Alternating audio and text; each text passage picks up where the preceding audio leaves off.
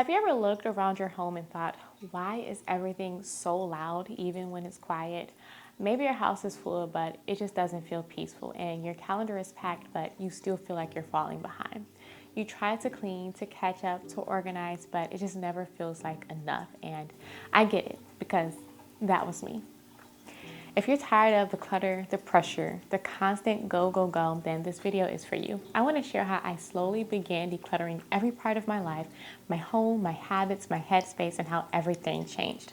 Not overnight, but piece by piece. So if you're craving margin, peace, and a home that feels like a safe place again, you're not alone. Let's talk about what it really looks like to let go of the things that are weighing you down and make room for what actually matters. The end of last year changed everything for me. It was my wake-up call. The moment that I slowly began to declutter every area of my life, not just my house, but my calendar, my habits, even my relationships. And what happened next was the kind of peace that I didn't even know I needed. My life didn't become perfect, but it became peaceful. Our home is calmer. My heart is lighter. And I finally feel like I have time to be present, time to listen, time to live for what truly matters, my family, my faith, and the purpose that God has placed in me. Decluttering my whole life changed everything, and maybe it's time for you to try it too. This could be a sign for you or a guide for you if you've ever felt overwhelmed, behind, or buried under the weight of daily life. My name is Heaven. I'm a Christian stay-at-home and homeschooling mama of two, a wife and a homemaker. And there was a season where I felt like I was constantly chasing something, just trying to stay on top of everything, but falling behind. I was tired emotionally, physically, and mentally. I had a house full of clutter and a heart full of chaos. And then one day, I just asked myself, like, why am I doing this? My breaking point was last November. I had a 3-month-old newborn baby, a 5-year-old full of energy, and we had just gotten home from being out of state for 2 weeks. We were in the middle of unpacking, restocking groceries, and I said yes to hosting Thanksgiving dinner for 20 people. Why did I say yes? I don't know. Maybe I felt like I had to prove that I could still do it all, even with the newborn. Maybe I didn't want to let anyone down, but deep down I knew that I was overwhelmed and drowning. So the morning of Thanksgiving, my kitchen was a disaster. My toddler was hungry, the baby needed to nurse, and every surface was covered in stuff. Decor, dishes, groceries that wouldn't fit in the cabinets, appliances that I only use on occasion, random clutter that I didn't even remember bringing into my home. And I remember thinking, why can't I just tidy up quickly? Obviously, there was just too much stuff, too many responsibilities, and just not enough time. I wanted it to look perfect. But it wasn't just about perfection, and it wasn't just about tidying. It was just that everything felt like too much. So that night after everyone left, I remember crying. I felt the weight of it all, not just of that night, but all the clutter.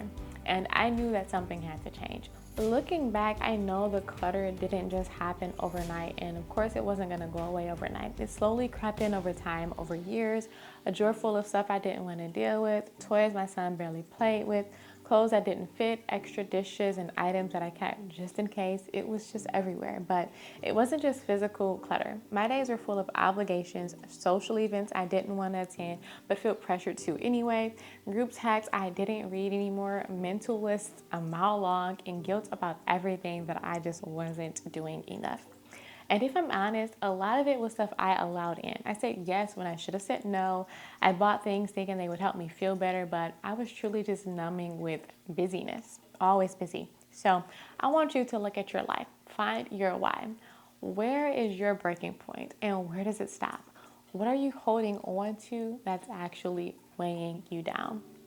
Know that all of this doesn't just affect you, but it also affects your loved ones surrounding you, especially if it's in the home that you share with them too.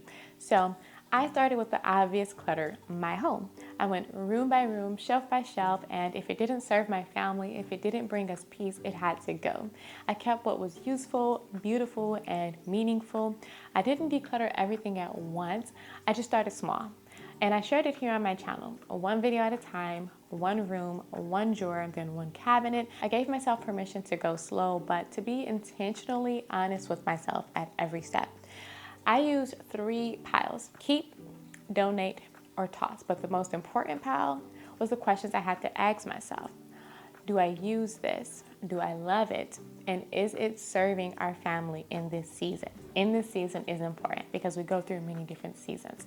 The first space I tackled was my kitchen, then bedrooms, closet and clothes, then toys, the hallway, basement, bathrooms, everything. Each bag I donated just felt like a literal weight off my chest. And suddenly I could breathe again. Everything just felt fresh and I could see it with fresh new eyes.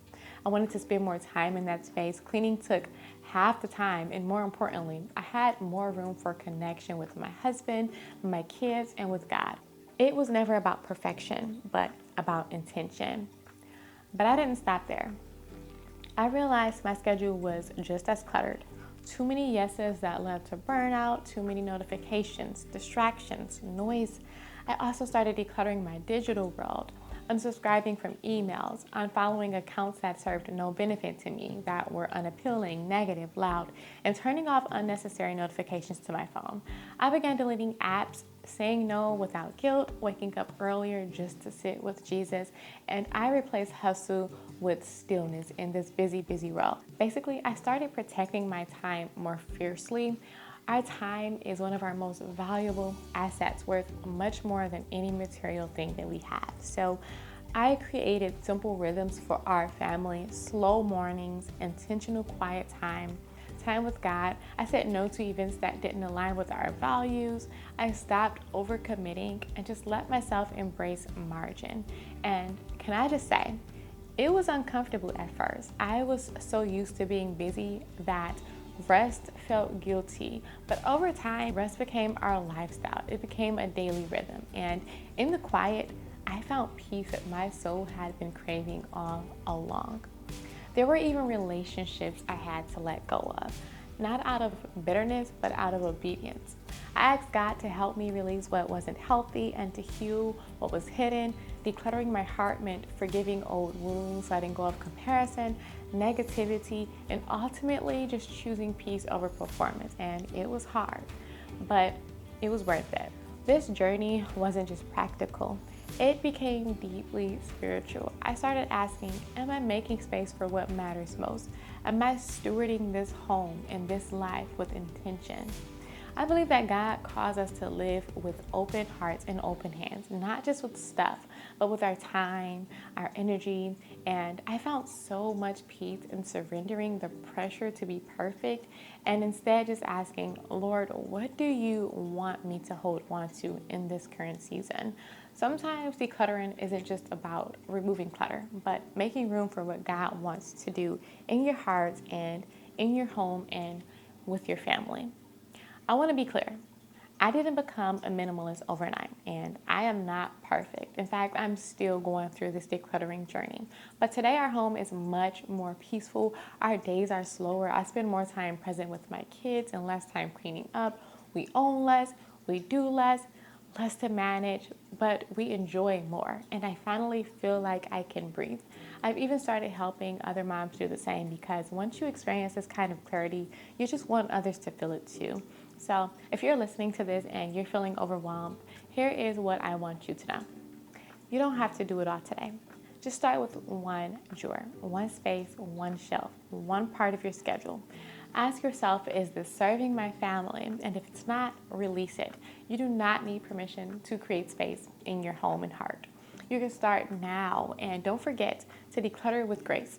Give yourself permission to make progress slowly, not perfection.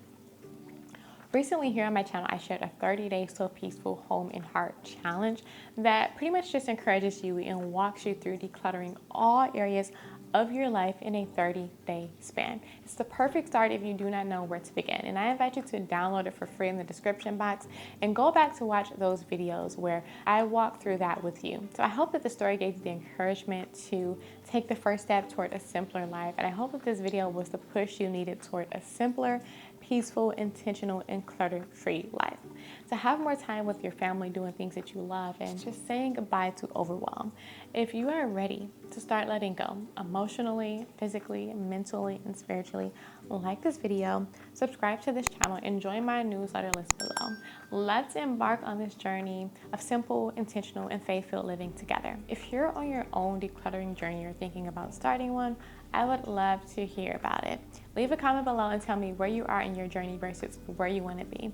And remember, you do not need a perfect home. You just need a peaceful one. And I promise, less really can be more. So thank you for watching this video with me, and I hope to see you all in the next one.